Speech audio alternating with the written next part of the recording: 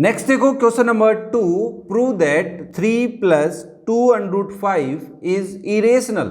अब देखो हमारे पास नंबर्स की जो फॉर्म है वो अलग अलग आएंगे। जैसे आपके पास प्रीवियस क्वेश्चन को आपने देखा तो √2 आ सकता है, वहाँ पे √3 आ सकता है, √5 आ सकता है, √7 आ सकता है। ऐसे √, के अंदर एक एक प्राइम नंबर्स गिवन होंगे। ओके, मतलब जो परफेक्ट स्क्वायर नहीं होंगे वो हमें गिवन होंगे। जैसे अगर मैं इस क्वेश्चन की बात करूं तो ये क्वेश्चन प्रीवियस वाले क्वेश्चन से एकदम अलग तरीके से होगा, थोड़ा सा पैटर्न बदलेगा। कैसे? देखो, सबसे पहले तुम सॉल्यूशन में क्या करोगे, लेट करोगे कि जो गिवन नंबर जो तुम्हें क्या प्रूव करना हो इरेशनल, उसको लेट कर लो कि ये रेशनल है। Let 3 + 2√5 is a rational number. ये हमारा एक रेशनल नंबर है, हमने लेट कर लिया।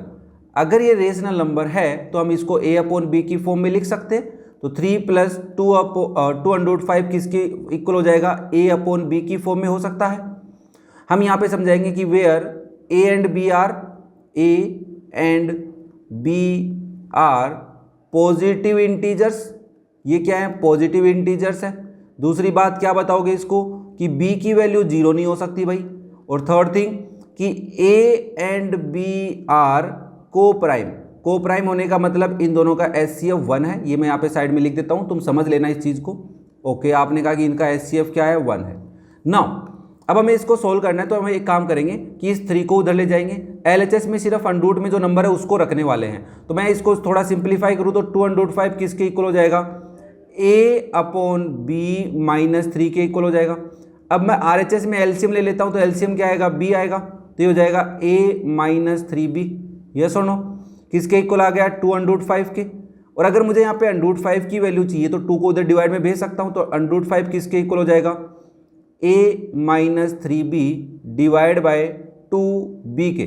अब देखो तुम न्यूमरेटर को ध्यान से, अगर a कोई इंटीजर है, b भी कोई इंटीजर है, अगर इंटीजर को 3 से मल्टीप्लाई करोगे तो भी इंटीजर ही आएगा, और उसको किसी इंटीजर में से माइनस करोगे तब भी आंसर क्या आएगा, एक इंटीजर ही आएगा। तो हम बोल सकते हैं कि न्यूमरेटर हमारा इंटीजर है, सिमिलरली डिनोमिनेटर भी तुम्हारा क्या है, एक इंटीजर है। इंटीजर अपॉन इंटीजर क्या होता है, रेशनल होता है। तो हम इसको समझाते हैं कि since a and b are integers, ये तो हमारे इंटीजर्स हैं, देन हम ऐसा बोल सकते हैं कि a - 3b divide by 2b is rational number. ये हमारा क्या एक रेशनल नंबर होगा पक्का। अगर ऐसा है, RHS तुम्हारा रेशनल है, तो आप क्या बोलोगे, LHS भी फिर रेशनल है। तो therefore √5 is a rational number. हाँ ठीक है, कोई दिक्कत नहीं है। बट सर हमें तो पता है √5 इरेशनल होता है, तो यहाँ पे हम सिंस लगा के ये बोल देंगे कि since we know that √5 is a irrational number. क्या हमें प्रूव करना है, नहीं करना, बस हमें इसको समझाना है कि साहब √5 एक इरेशनल नंबर है। क्यों इरेशनल है, तो यहाँ पे बोल सकते हैं या समझ सकते हैं कि √ के अंदर एक नॉन परफेक्ट स्क्वायर नंबर लिखा हुआ है और इसका स्क्वायर रूट हमेशा क्या आएगा, इरेशनल नंबर आएगा। इसको प्रूव नहीं करना, बस लिखना ही है, इतना ही लिखना है कि √5 is an irrational number, this is fact. अब तुम कह रहे हो कि √5 रेशनल है, बट हमें पता है कि √5 इरेशनल है, तो यहाँ पे एक कॉन्ट्राडिक्शन हो गया बातों में। तो आप बोलोगे दिस कॉन्ट्राडिक्शन अराइजेज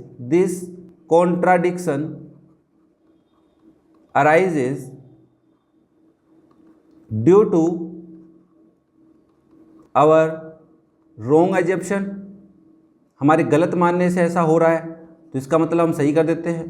तो so given number that is 3 + 2√5 is irrational. क्या है बात पकड़ में आई, इज इरेशनल नंबर।